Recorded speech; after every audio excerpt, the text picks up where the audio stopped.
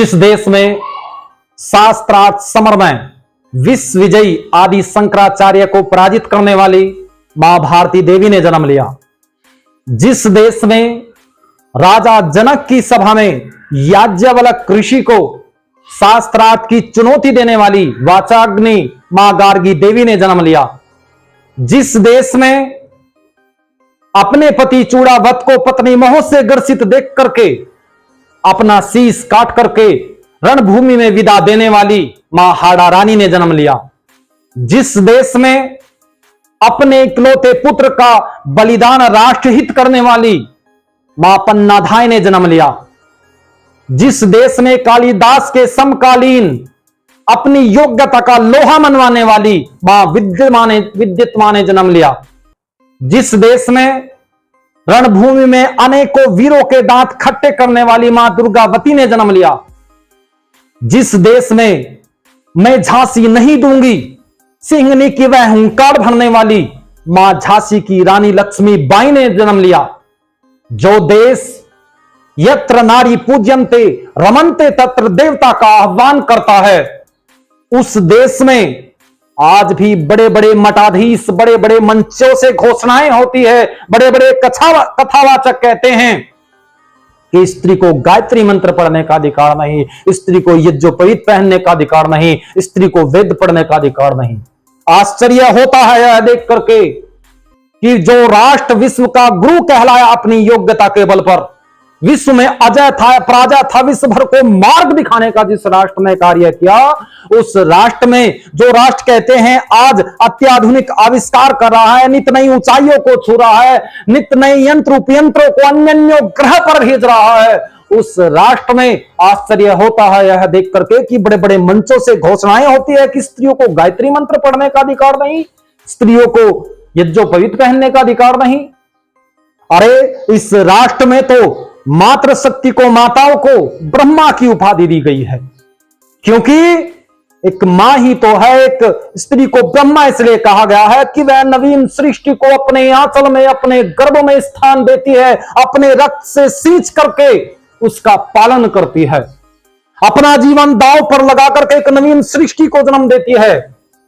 एक नवीन सृष्टि को उंगली पकड़ करके चलना सिखाती है, एक गूंगी सृष्टि को बोलना सिखाती है। एक मां ही तो है जो एक नवीन सृष्टि का निर्माण करके इस योग्य बनाती है कि वह युवक युवती राष्ट्र का उत्थान कर सके, समाज का कल्याण कर सके। इसलिए स्त्रियों को ब्रह्मा कहा गया है, निर्माण करने वाली माता कहा गया है, माता निर्माता बहुती, अर्थात जो निर्माण करती है योग्य संतान का। अरे जब वह मां योग्य नहीं होगी, जब वह मां बुद्धिमान नहीं होगी, आखिर गायत्री मंत्र है क्या? गायत्री मंत्र में प्रार्थना ही तो करते हैं उस परमपिता परमेश्वर से जो परमात्मा सबकी रक्षा करने वाला, आधार है समस्त सृष्टि का, दुख विनाशक जो परमात्मा है। नेह माने हमारी, देह माने बुद्धि, प्रचोदयात् माने प्रेरित करे, अर्थात वह परमात्मा जो सबका कल्याण करने वाला, सृष्टि की रचना करने वाला, दिव्य गुणों से युक्त है, कलेशों को भस्म करने वाला है, उस परमात्मा से प्रार्थना करते हैं कि नेह माने हमारी, देह माने बुद्धि, प्रचोदयात् माने प्रेरित करे, अर्थात वह परमात्मा हमारी बुद्धियों को श्रेष्ठ मार्ग की ओर, सन्मार्ग की ओर प्रेरित करे। क्या माताओं को आवश्यकता नहीं है बुद्धि की? क्या वे परमात्मा से कामना नहीं कर सकती कि परमात्मा हमारी बुद्धियों को श्रेष्ठ जो है मार्ग की ओर बढ़ाए? अरे जब माता ही बुद्धिमान नहीं होगी, जब संतानें कैसे बुद्धिमान हो सकती है? आप तनिक विचार करके देखें,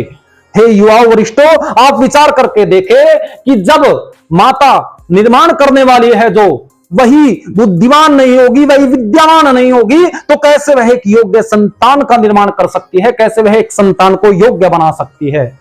अरे कहा है शास्त्रों में, ऋषि दयानंद ने भी सत्यार्थ प्रकाश के द्वितीय समुल्लास में लिखा है कि माता शत्रु पिता बैरी येन बालों ने पाठितैन है शोभते सभा मध्य हंस मध्य वको यथा, कि वे माता पिता अपनी संतानों के पूर्ण शत्रु, पूर्ण वैरी हैं जो उन्हें विद्या नहीं सिखाते।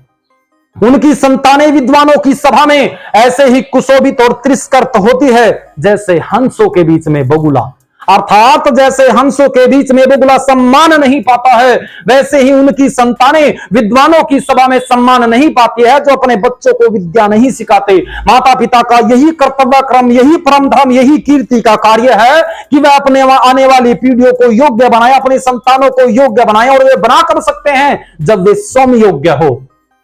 अरे जब माता पिता वही विद्यावान नहीं होंगे, वही योग्य नहीं होंगे, तो कैसे वे आने वाली पीढ़ियों को योग्य बना सकते हैं? कैसे वे संतानें फिर समाज का कल्याण करेगी, राष्ट्र का उत्थान करेगी? इसलिए महती आवश्यकता है। आज हम कहते हैं कि स्त्रियों को, बड़े बड़े कथावाचक कहते हैं, बड़े बड़े मंचों से घोषणाएं होती, कहते हैं कि वह स्त्रियों को गायत्री मंत्र पढ़ने का अधिकार नहीं, तो आश्चर्य होता है उनकी बुद्धि के दिवालियेपन को देख करके। अरे अन्यथा हमारे यहां पर तो कहा गया है कि माताओं को जो है निर्माता होती है, जो एक अतीत में प्रसंग भी आता है, जब वह छोटा सा बच्चा भरत खेलते हुए मां शकुंतला से जो है बिछड़ जाता है, कुटी से थोड़ी दूर जाकर के शेरनी के दो छोटे शावकों को उठा करके लाता है, और मां कहती है शकुंतला कि जा करके इन्हें इनकी मां के पास छोड़ा। तो आप विचार करके देखें तनिक, कैसा उस मां का साहस, कैसी उसकी योग्यता रही होगी, जो शेरनी के बच्चे को छोड़ने के लिए कहती है अपने पुत्र से कि जा इनकी मां के पास इसे छोड़ करके आ। अरे कहां तो आज आप तनिक विचार करके देखें, आज ऐसी घटनाएं होती है, यदि एक छोटा सा बिल्ली का बच्चा भी मार्ग से चला जाए, मार्ग रास्ता काट जाए, तो आज हम कहते हैं कि बिल्ली रास्ता काट गई, अभी कुछ देर रुकते हैं, अपशकुन के अनुचित घटना हमारे साथ ना कोई हो जाए तो आगे नहीं बढ़ते, भय से कांपने लगते हैं कुछ लोग। आप विचार करके देखें, वह राष्ट्र कि जिस राष्ट्र में शेर के जबड़े खोल करके बच्चे उसके दांतों को गिन करके गिनती सीखा करते थे, उस राष्ट्र की ऐसी दशा है कि एक बिल्ली का बच्चा भी यदि छोटा सा मार्ग से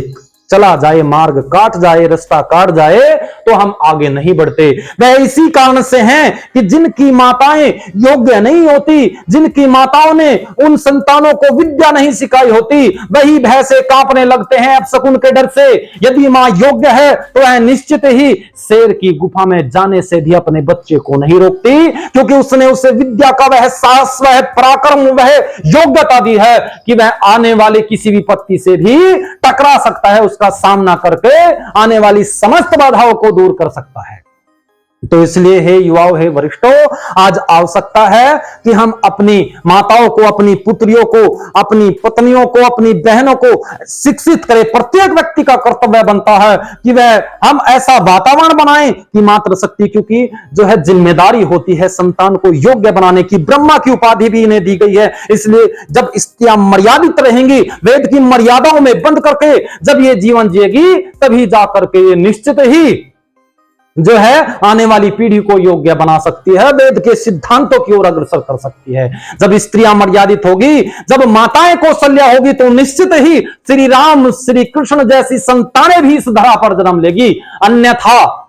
और कोई मार्ग नहीं है इस राष्ट्र को बचाने का। यह राष्ट्र अविद्या अंधकार की खाई में बढ़ता ही जाएगा। महती आवश्यकता है, जब माता योग्य होगी तो निश्चित ही वह संतान को भी योग्य बनाएगी। जब मां कौशल्या होगी तो श्री राम जैसी संतानें होगी। मैं यही आह्वान करता हूं, जो भी ये कथावाचक, जो भी ये मठाधीश ऐसी घोषणाएं करते हैं, इन पर रोक लगनी चाहिए, और स्त्रियों को जो अधिकार है इनका योग्यता का, वह जो है इनका अधिकार इन्हें मिलना चाहिए, इन्हें योग्य होना चाहिए। इन्हीं शब्दों के साथ मैं अपनी वाणी को विराम देता हूं। इति ओम सम।